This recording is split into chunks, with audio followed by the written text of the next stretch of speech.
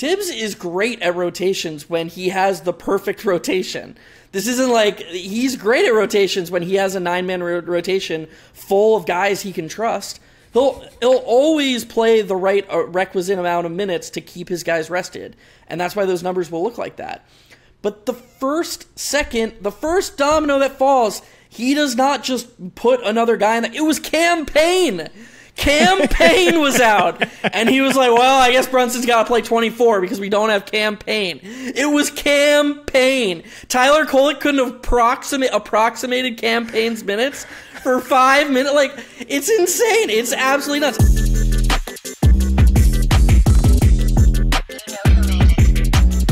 This is Hot Hand Theory. This is a podcast where we talk about the NBA and break things down from an analytical perspective. I'm your co-host, XJ. As always, he is my brilliant co-host, Jeff. Jeff, we have for the audience an all Knicks episode right here. The Knicks are 3-3 with some good signs and some bad signs that we'll really dive into. Some of the talk, honestly, right now seems like there's a suggestion that Brunson might be a large reason for some of the struggles early on. We're definitely going to dive into that. But first, I want to say this. If you're listening to this, Hot Hand Theory, this podcast was started just about a year ago and is very close to a huge milestone. We are about 20 subscribers away from 1,000 subscribers on YouTube. 1,000 subscribers makes us full YouTube partners. That allows us to get ad revenue for the pod. Jeff and I put a ton of hard work into this. We've yet to take a single dollar from a sponsor or an ad so far. Everything we do from, the branding, the graphics, editing, thinking through topics, analyzing film. Jeff, I feel like you've cranked out like the most film threads of anyone on Twitter this season so far. Like, I just want to say, like, we're super proud of where we've gotten in a short period of time. So if you're watching this and you haven't subscribed, please go ahead and hit the subscribe button. It would mean the world to us. We have a ton planned for the season, and we're going to continue to pump out, super high quality work as much as we possibly can. Jeff, any quick words you want to say on that before we dive in? No, I thought you did perfect. Just, we're so close to that milestone. It'd be super helpful to us if you enjoy our work, and it'll really let us expand a little bit further, put a little bit more effort and time into what we have, because for the most part, it's just been the two of us for a year now, which I think, not to toot our own horn, adds to, like, we're really proud of what we've done so far, just building across multiple platforms, and we're doing the best we can. So yeah, we'd appreciate it. And we appreciate you regardless, people who tune in and value what we say. And we appreciate all of you who engage with us, because as I'm sure you know by now, if you leave a comment and you want to talk with us about anything we talk about, we're happy to discuss it with you. So just, yeah, we appreciate all of you regardless.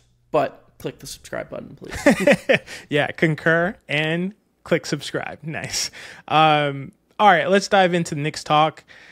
So I think, Jeff, we texted a little bit before this, like a big theme that we're seeing a lot of this season is, we'll start from a kind of a schematic place. What the Knicks do, again, switching defenses. And I think it makes a lot of sense to start here because we've seen the Knicks really pick apart drop defenses and struggle a bit more when it comes to switching defenses. And that is primarily, I'm talking about, Brunson and Towns playing screen and roll, which I think every Knicks fan has assumed that would be the bread and butter of this team and would be pretty unstoppable from the standpoint of a kind of efficiency, given Towns' ability to shoot, Brunson's ability to score and shoot.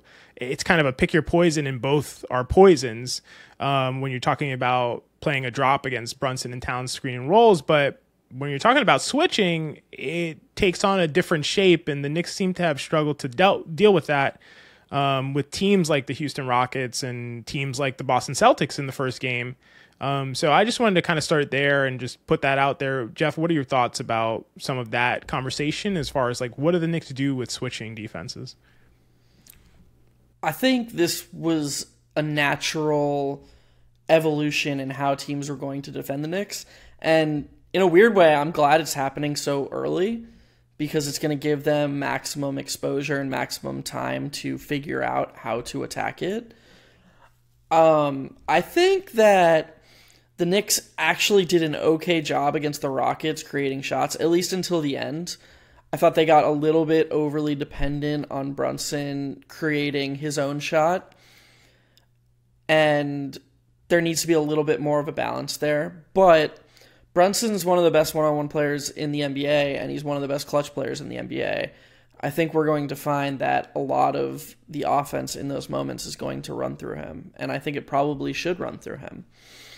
I think when it comes to switch-heavy defenses, the Knicks need to do a little bit better job of diversifying how they attack the exploits, because especially when Josh Hart's on the court, teams are sending a roamer and they're sending a hedger to those Brunson, Cat, screen and rolls. So, like, if he pops, if they're switching, if the opponent is switching, it's pretty much never going to lead to an open three, ever, just right away. There has to be more. It's not like it was even 10 years ago where, you know, teams are going to blitz or just they're going to be late on the switch. It's going to take a really big mistake for it to just go Karl Anthony Towns screens for Brunson and an open three is created. Because there's going to be a man hedging. The switches are just more effective these days, as you saw the Rockets deploy. They had a multitude of wings from Dillon Brooks to Amen Thompson, who was terrific. It's just harder to create an open shot off the first pass. So this puts a lot of pressure on the offense to increase the amount of movement off the ball, the amount of screening off the ball, make it because the shot that you're looking for, if you're looking for an open three, is multiple passes away. And so there are two ways that I want to talk about that the Knicks can proceed. One way is obviously going to be more important because I think it's more likely to occur. But so I'll start here. That way is to just use Josh Hart as the screener more and play Towns as a pure spacer, because it disallows the defense from using Hart's man as a roamer. All of a sudden, if you want, you know, to attack Brunson with a third defender, you have to use someone who's guarding OG Anunoby, Mikal Bridges, or Towns. And to be honest, we saw what the Rockets' answer was there last night. They don't. It's not that they don't respect Bridges, but Bridges is the guy. Anunoby and Towns are the guys that defenses will probably refuse to leave. So if it's not Hart, it's going to be Bridges, and the Knicks will need to come up with answers to that. The second answer is just to add more shooting in the lineup, punish defenses more for trying to hedge off of the third defender. So I've given you a lot to sort of process there, XJ. Do you disagree with that? Do you have anything to add to all of that? Yeah, I mean, those are really sound suggested solutions there. But I want to say, like, I feel like the Knicks tried a lot of Josh Hart as the screener. And like you kind of said about the roaming aspect, that's something that has always really concerned me, as our audience will know, as anyone who's ever heard me speak will know. That's really been concerning, and it's really concerning to me, even the aspect of the opposing teams always being able to put their center on Josh Hart. And we saw that with the Rockets. They put Şengün on Hart for a lot of the game, and they put Dillon Brooks on Karl Anthony Towns, and those were their best matchups. And so the Knicks did try to run screen and rolls with Josh Hart and Jalen Brunson to kind of get Şengün into the action, and he pretty much played drop almost exclusively. They did not switch those actions. And it was really difficult to really exploit it, because when you have an on-ball defender at the point of attack like Fred VanVleet, and then, oh yeah, let's take Fred VanVleet off of Brunson and let's put, I don't know, Amen Thompson on him. Like, you're not really going to get the best advantages when you're running screen and rolls with Josh Hart, and, you know, the primary point of attack defender on Brunson is able to get around screens and prevent, good pull-up threes from being able to happen. So to me, I felt like they kind of tried that solution, but it wasn't super effective. I don't know what they scored on an efficiency basis on those plays. To me, the solution is going to be what I think the solution is, which is what I've thought the solution was, and I'm probably going to just continue to beat this drum, and it'll never happen. I think having more shooting on the court instead of Josh Hart would really solve a lot of these issues. And even if not, honestly, when Precious comes back, I would consider starting Precious over Josh Hart as well, because I think his hard dives to the basket will do a lot more to open up things for Brunson in a pick and roll than Josh Hart would. Because I just didn't feel like they really respected Josh Hart diving to the basket. It seemed like there was one time where they did do a pick and roll with Josh Hart, and it was kind of weird. Şengün's a little sketchy in screen and roll defense, and he ended up having to switch onto Brunson, and then there was a good pass from Brunson to Hart, and Hart, I think he missed a layup. Cat got the rebound and scored. So it worked out like one time, but I didn't feel like it was super effective. So to me, I would almost consider, like I said, if you're never gonna play Deuce and have the full spacing to where you can't just put Şengün on Deuce McBride, that wouldn't make any sense. And you kind of have more natural matchups where you can really exploit some of the slowness and clunkiness of an opposing five, like Şengün on Cat. It's not their best matchup, and I think the Knicks would get a lot more out of a screen and roll in that scenario, even if they were switching. So to me, I think if you're not going to do that, I would really consider playing Precious Achiuwa, because Precious diving hard to the rim on a pick and roll with the spaced out, Bridges, OG, and Karl-Anthony Towns, I think would be more effective than with Josh Hart doing the same thing. And Precious offers a lot of what Hart offers with regard to the offensive rebounding, the defensive rebounding, the intensity, the switchability, defensively, the length, strength. He can play on the wings with Bridges and OG. He can protect the rim a little bit. So I kind of feel like he offers everything that Josh does, with a slightly worse shooting, but it's probably negligible. So that's kind of my perspective. I don't know. What do you think about that? Yeah, so I agree with a lot of what you said. I thought it was really well said. I do think I'm higher on Hart in the short roll than you. There was one layup that Hart got out of it that it seems you forgot about. It was really clever by Brunson and Hart, because they anticipated Hart sort of being ignored, and Brunson threw him open. But I do share a lot of your concerns, and the thing about Precious is he makes Brunson's passing window larger because he's just taller and bigger, and that matters. I do think that's playing a big part in it, because I think, as I just said a couple of minutes ago, I think I am higher in a vacuum on Hart in the short roll. If opponents are going to, with a clunkier, slower big man, they're going to play drop in that screen and roll, or sometimes they're going to blitz Brunson to just make sure he doesn't get downhill or have even a chance of getting inside the arc. And I think it's harder for Brunson to make those passes to Hart than it would be to a bigger roll man, just because it's a small guard who's, kind of an average passer trying to hit a smaller 6'4" target than the usual roll man is. I think it would be easier to find Precious on those rolls than it would be to find Hart. So I think that's a good solution. I do think that Hart is a little bit more skilled around the rim. I think that he's quicker to getting to the basket. I think he's a better passer. So I think there are some marginal differences that would, if they were getting the same touches, I think Hart would do a little bit better with. I just keep going back and forth in my head on the Precious thing. It's so interesting to me, and it's frustrating to me that these are the two options, because I do think that just adding another shooter to the lineup would be the solution, because it would free you up to, and this is of course kind of ironic, we're coming off a game where Deuce McBride was 0 for 9 and the shot looked awful, but he does still provide that gravity. He does still provide the space that is the important thing, and people who are listening to this need to remember that Dante DiVincenzo, we saw last season, obviously Steph Curry is the poster child for this. Shooting is volatile, but the best shooters are providing consistent offensive impact because their defender stays closer to them, and they're less difficult to help off of. This helps your teammates even when your shot isn't going in. So this is an area that a Deuce McBride could help. You got to wonder if maybe they bring Matt Ryan in and they like what Matt Ryan gives, if maybe he'd be in a closing lineup because he's a little bigger. I wouldn't get that, but you never know. Jeff, if they bring in Matt Ryan and they start or close with Matt Ryan instead of Deuce McBride, I don't know what's gonna. I don't have a proclamation, but something's gonna happen to me or by me, one or the other. You're just gonna burn it all down. It's done. It's done. Yeah, that's not gonna work. But no, I think you make some good points.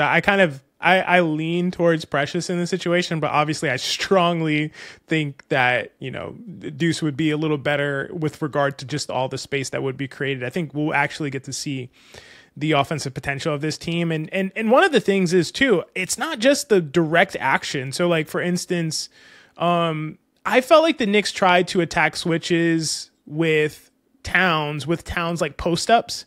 But Houston was able to, this is just one example, do a really good job of kind of scram switching out of bad matchups. So like if Fred VanVleet was switched onto Towns and was kind of stuck behind him, Şengün would come over and replace him faster than the Knicks could get Towns the ball to take advantage of the mismatch.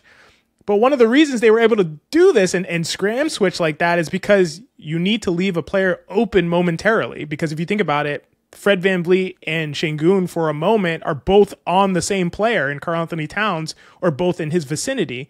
So in order to be able to do that, you have to leave someone open temporarily, and the guy that gets left open temporarily is Josh Hart, and there's no punishment for that. So to me, I just feel like this cat and mouse game of teams cheating off of Hart and, putting their rim protector on him, and the Knicks trying to have Hart make opponents pay for that, whether it's like timing his cuts in a particular way or whether he's, sinking to the dunker spot with the four other players on the perimeter. All of that it's a lot of cat and mouse game, and it doesn't result in clean offense, in my opinion. But I don't think, I will say, I think there's more to it. I think, I want to segue to something else, but I'll give you a chance to respond to that if you want. Yeah, I just want to say there's another aspect to this, and maybe this is what you were going to segue to because we often think alike. When you're playing that cat and mouse game that you just described, you are trying to exploit a mistake by the defense. You have a possession to exploit an error by the defense. You have 24 seconds. If you start the action with 8 seconds left on the shot clock, you're giving yourself one chance to exploit a mistake. You have to go 1 for 1. Yeah. If you start the action earlier in the shot clock and it doesn't work, you can reset and try again. In this case, it is a binary thing. It's a yes or no thing. Being 1 of 2 on a single possession isn't 50%. If you're 1 of 2 in exploiting an error on a single possession, that's 100%. The no goes away because you you retained the ball and you still scored on that particular possession. This is the value of starting the action earlier because NBA defenses are really good. They're really smart. You're not always going to go 1 for 1. You need multiple attempts at getting them to slip up or at running an action so good you force a mistake. You're not always going to do that. This is the value in starting earlier. And the Knicks, for whatever reason, you posted this morning on Twitter, they're shooting over 25% of their attempts have come within the last 8 seconds of the shot clock. They are almost historically slow at getting into their sets for no reason at all. And again, I said it last episode, this isn't about transition offense. This isn't, use the Pacers as an example again. This is about being fast in the half court. This is how you can be efficient in the half court, because if you watch the Pacers, they start their action really early in the shot clock. When it doesn't work, they just reset and try again. They don't force the only shot they can get because, oh God, this is the best shot we're going to get because time's running out. They reset and they give themselves another chance. If the Knicks want to be as efficient as possible in the half court, the best way to do that is to give themselves multiple chances in the half court to succeed. Yeah, there is a reason why we do a podcast together. That is where I was going next. I think you said it really beautifully, in terms of the ability to exploit a mistake. If you start late, you must be perfect at it. Like, you must be perfect at exploiting defensive mistakes or executing your offense in such a way that you're getting the highest efficiency shot that you can possibly get. You have to be perfect at it if you're starting late. And to be honest, this is what I'll say. The Knicks kind of have been. They kind of have been. And it's really interesting. So I looking at some of the data. So the Knicks currently, after 6 games, are number 29 of 30 teams in the NBA in location effective field goal percentage. So what that means is if they shot a league average field goal percentage from each location that they've been taking shots at, what would their effective field goal percentage be? For the Knicks, it is number 29 of 30 teams in the NBA. That means that the Knicks have like the 3rd or 4th best offense in the league. The only way to square that, or one of the ways to square that, is the Knicks just have such great offensive players that they're able to shoot at such an efficient clip from really inefficient spots, and that's why they have a great offense. Or the other way to think about it is they're shooting really hot right now. Like they're shooting above their heads right now in terms of the kinds of shots that they're getting in the aggregate. And it's probably not going to be sustainable. The Knicks are number 1 in the NBA in 3-point percentage right now. Number 1 in the NBA in 3-point percentage, sitting at 3-3 in a 3-point shooting league. Number 3 in the NBA in mid-range shooting percentage. So just remember what I said. Number 1 in the NBA in 3-point shooting percentage and number 3 in the NBA in mid-range shooting percentage. They're 3-3.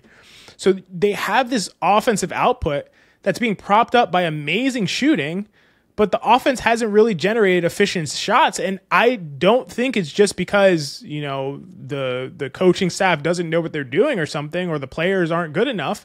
I think that it is this slow pace that is really having an effect on that. Like you said, you're stuck with the first shot that you get.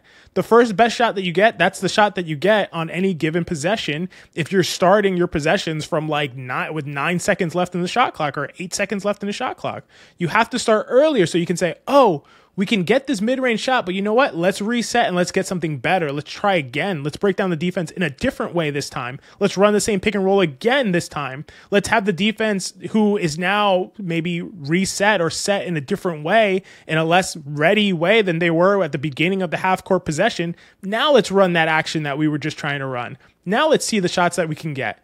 I just think they just have to do it. I don't think you can operate in this low pace, low turnover, mid-range jump shooting, making every three that you shoot style of basketball. I think it's worked out okay for them so far, but they just have made shots and they have really excellent players. But to me, that just expresses the potential that this offense has in terms of how good they've been able to be on, again, number 29 in the NBA in location effective field goal percentage. How great they've been able to be without getting highly efficient shots. Imagine if they were just getting efficient shots on a possession by possession basis. This could be the best offense in the league, and I think that they have the capacity to do it. And the data really backs up what you're saying about where they're shooting from. If you just look at their 4 best players and the 4 players who are on the court the most besides Josh Hart, Jalen Brunson's in the 99th percentile in attempts from the mid-range per 75 possessions. Mikal Bridges is in the 79th percentile. Karl Anthony Towns is in the 93rd percentile. OG Anunoby is in the 58th percentile. Like, that's insane. For OG Anunoby, your 4th option, probably the person who touches the ball the 5th most of the starters, to be above average in attempts per 75 from the mid-range, that means the ball is finding his hands and he's being forced to create something. Those are the only times he shoots from the mid-range. Anybody who watches the Knicks can attest to that. OG shoots from the mid-range when he gets the ball in the corner or above the break late in the shot clock and has to create something off the bounce attacking a closeout because the 3 isn't a good enough shot. Those are the only threes or mid-range shots that he shoots. And if he's doing that enough that he's in the 58th percentile in volume from the mid-range, there's an issue there. There's no other team in the league whose 4th option, 5th in usage, is above average in attempts from the mid-range. That's like some 90s shit. And again, for the Knicks to be one of the best offenses in the league and be doing this with so few threes and this style, again, it's either going to go one of two ways. Either they are the exception to the rule and they're just an elite mid-range team that's going to skate by playing this way all season, or they're playing an extremely suboptimal style, running hot with the shooting, and it's going to come crashing down to earth if they don't change the style. Yeah, and I definitely lean towards the latter. I mean, we'll see. I think there's some sustainable elements, and there's some things that could improve on their own. Maybe let's close out by talking a little bit about Jalen Brunson specifically. So Jalen Brunson is currently shooting horribly from the mid-range on super high volume, like you mentioned. He's shooting 35.7% from the mid-range is the data that I have. Maybe it's different for some in other websites, but 35.7%, that's around what he's shooting. That's completely horrible, obviously. If you're taking mid-range shots, for it to be worth it, you have to be shooting around like 45%, like at the least. Man, he's at 10 percentage points below that. I will say he started out shooting that way last year as well. I don't know if people remember that, but for the first stretch of games, he was not shooting well and efficiently from the mid-range and just went on a complete heater from the mid-range as the season went on. And especially after they got OG and especially after the Randall injury. So I don't know. Maybe that's something he can turn around. I will say this. There's a lot of talk about his passing and his maybe lack of court awareness and court vision to set up teammates for good shots. His assist percentage is actually the second highest of his career right now at 30.5%, which is 90th percentile in the league. But I don't think he sets up guys for really good shots, honestly. I think his assist percentage is a function of just how often he has the ball in his hands and how often he's the decision maker, and also how late in the shot clock he's making these decisions. So typically when he passes it, there's no time to do anything else. It's you got to put it up. And they have really good scorers and shooters, so those guys are making shots. But I don't really think it's a function of Brunson really being a good facilitator. And honestly, the last time we talked about this, you kind of swayed me on the idea that the effectiveness of a spaced out offense would be potentially much greater with a great passer like a LaMelo Ball, like a Tyrese Halliburton, like a guy like that. And as the primary initiator, as the primary engine for that offense. And so I do feel a little bit more concerned than I have at any point about Brunson's ability to kind of be the conductor of this offense, make the right decisions, make sure that the weapons that they have are being fed at the right time in the right spot for open shots. And I do think there's a trickle-down effect from the shot clock issues that we're talking about, as well as his poor mid-range shooting early on. And those things I think can and will probably improve. But I do think there's a little bit of concern now for me with Jalen Brunson in that aspect. So I'm curious what you think. This is something that we talked about a little bit and you mentioned. So what are your thoughts now? Yeah, that's interesting. When you say you're concerned, can you just expand on what you mean by concerned before I respond? Like, what is your level of concern?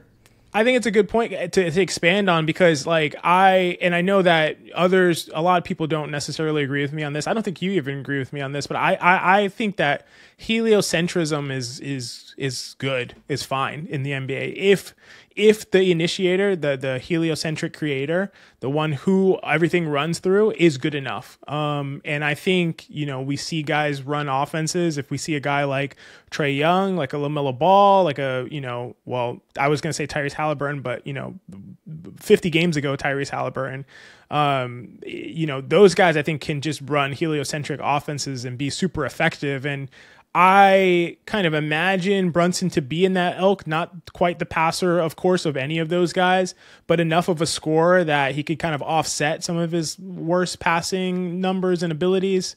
But now what my concern is that maybe he can't quite be that kind of heliocentric offensive player, and that will require a lot more offensive versatility than I initially thought would be necessary to make this offense highly effective. Yeah, I mean, I think it's a bit too early to make that proclamation. I do understand the concern. I think there's more of a human element that's in play here than maybe you or I would like to admit. I think new players on a new team trying to fit in, Bridges and Towns, both who have been good in their own way, and Brunson's trying to stay himself, maybe even expand his role past what it's been before as a Knick, because they are probably leaning into this heliocentric offense more than they ever have before. They've always had Julius Randle until he got hurt last season. This is Brunson's team. Even though Towns is really good, Towns was brought here to add to the space and to shoot threes and to be that center who could not take away from the space for Brunson. And so you just never know what's going through Brunson's head as he plays these early games, as he tries to make sure that his new teammates are comfortably fitting in while he does his thing. I think that there's going to just be a natural evolution of comfort as the more games are played, but I think that his limitations are his limitations, and I do think that there is a relatively capped ceiling to how high an offense can fly if Jalen Brunson's your number one. I've kind of always maintained that thought. I think that his passing limits an offense, his size. You have to be a truly special passer to be an above-average passer at his size like Trae Young is, the way Trae Young finds guys in the corners, or you have to be a special athlete who can make these jump passes. Jalen Brunson is neither. Jalen Brunson is not creating windows above the top of a defense. You know, everyone who's watching this, who watches Knicks games on MSG, how many times a game do you hear Clyde say something like, that pass should never be allowed, you know, when a skip pass is made. But the guys Luka pass, we'll call it. Yeah, the Luka pass. Guys make those passes all the time if they can see over a defense. Brunson's a little bit different. And so I don't think that he's ever going to be the guy who's going to table set the way, or even close to the way Halliburton was doing last year, LaMelo Ball is showing he can do this year. He's his own player. From a macro standpoint, I think that's okay, even if the offensive ceiling is a little bit lower than we projected it to be. At the end of the day, the goal is to win a championship. It's not to have the number one offensive rating. So even if this Knicks team can't have the best offense, at least in a traditional way, like maybe they can be number one in offensive rating because they get a lot of offensive rebounds and don't turn it over. But even if their ceiling is below the number one most effective offense, that doesn't mean they can't contend for a championship, because what Brunson does give you that these other guys don't is that one-on-one scoring in those late game and that late game offense that maybe teams tend to rely on too much. Brunson is a skilled one-on-one scorer the way that a LaMelo Ball or Halliburton isn't, and so maybe that's the way the Knicks can win. Yeah, I think that's a great argument. Definitely, I think it's too early to draw any conclusions. I just say that it's on my radar more than it ever has been, and I've just made some more assumptions about Brunson's abilities that I think I'm just starting to be open, or not that I wouldn't be open. I'm open to, changing my opinion at all times, but starting to have my eyes more open to and just like monitoring at this point in time. But I think that you also make a good point about maybe even if they are not the best, the most effective offense in the league, they could still be positioned where they're effective enough and have the type of scoring and the type of versatility that could allow them to do enough to like actually win a championship. I just wouldn't feel as encouraged by it as I would have if they were just coming out and just completely dominating teams, from three and from the rim, like I kind of expected them to. Remember, XJ, we still really haven't seen them play a 5-out. That's another part of this analysis that's missing. Yeah. Like, they're a 5-out team, but they're not. They do for single possessions when it's like 18 seconds left in the half. Like, they do that. So they that is when we see them play 5-out. One day we'll get to see it. I will say, we can end on this. I'm glad it's the end. One way this team is not going to win a championship is if these minutes keep up. Like, I can't. Yesterday I just had to sit there, and everyone on Twitter was like, oh, Tibbs, way to like making all these jokes about, that list of the minutes per game came out. Yeah. Like, all these different people were like, "Oh, Tibbs, how could you do this?" When it was like the most disingenuous analysis in the history of analysis. Oh, and like the Knicks, 3 of their first 5 games were blowouts. Of course, pure raw minutes per game. None of their players are gonna be up there when none of them played most of the fourth quarter. Like, I did a little research on the side. If you look at non-garbage time minutes and then adjusted, they're leading the league in minutes. All of them are. Like, all these guys are leading the league in non-garbage time minutes. And so that's fine. If you're out there and your perspective is, well, Tibbs is playing these guys a lot of minutes because they're going to blow teams out and then they're not going to play the fourth quarter and that's how they're going to, rest their guys. Okay, but I don't think that's anyone's perspective. I think people actually think that Tibbs doesn't play his guys that many minutes. And I think last night specifically, we saw the domino effect that I've been talking about for months now. The Tibbs domino effect. Tibbs is great at rotations when he has the perfect rotation. This isn't like he's great at rotations when he has a 9-man rotation full of guys he can trust. He'll always play the right requisite amount of minutes to keep his guys rested, and that's why those numbers will look like that. But the first domino that falls, he does not just put another guy in there. It was Cam Payne. Cam Payne was out, and he was like, well, I guess Brunson's got to play 24 because we don't have Cam Payne. It was Cam Payne. Tyler Kolek couldn't have approximated Cam Payne's minutes for 5 minutes. Like, it's insane. It's absolutely nuts. And this is the domino effect that always happens. I don't know how many times I have to say it. It doesn't matter what Tibbs is capable of doing when he has a 9-man rotation he can trust. What matters is that the second that somebody goes down and he all of a sudden has fewer guys he can trust, the minutes compound on each other. We saw it last year with Hartenstein and with OG Anunoby, and it's just going to keep happening. I don't understand. Like, I just don't get how many times I have to say it. And people will just be like, oh, well, look at the raw minutes per game across a full season, as if that has anything to do with the point. The goal of this team is to win a championship. They need to find people that Tibbs can trust, and they need to do it soon, because if every single time the game is close, Tibbs is just going to say, well, I only trust these 6 guys, they're going to be dead in April. It's not like, what is the point of this season if game 6, Brunson and Bridges are playing the whole second half? Yeah, I don't have much to add to that rant. I think that's pretty perfect. I'm gonna leave it where it is, because I mean, I totally agree with you. I agree with you on every single point that you made, and I think it's just something that we can't expect to change. Like just if we're just being real about it, I don't think we can expect it to change until and unless, you know, Tibbs has a team full of 12 guys that he trusts, he believes in, he thinks, you know, execute in the way that he wants.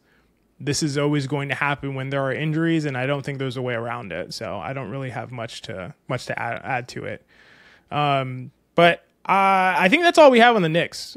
So, you know, we're trying something new where, you know, we're going to talk about another team on a separate episode. So if you're watching this, you're listening to this, check out part 2, where we're going to talk about the Golden State Warriors and, you know, their really improbable start to the beginning of the season. I think it's, you know, one of the best stories early in the season. So go ahead and check that out. If not, thanks for listening. And like we talked about earlier in the episode, drop us a subscribe, drop us a subscription. We're getting to 1K after this episode. I'm really excited, and the only way we'll be able to do that is if you guys help us out. So really appreciate it. Any last words, Jeff? No, that was great. Well heard by me. All right. Catch you guys on part 2.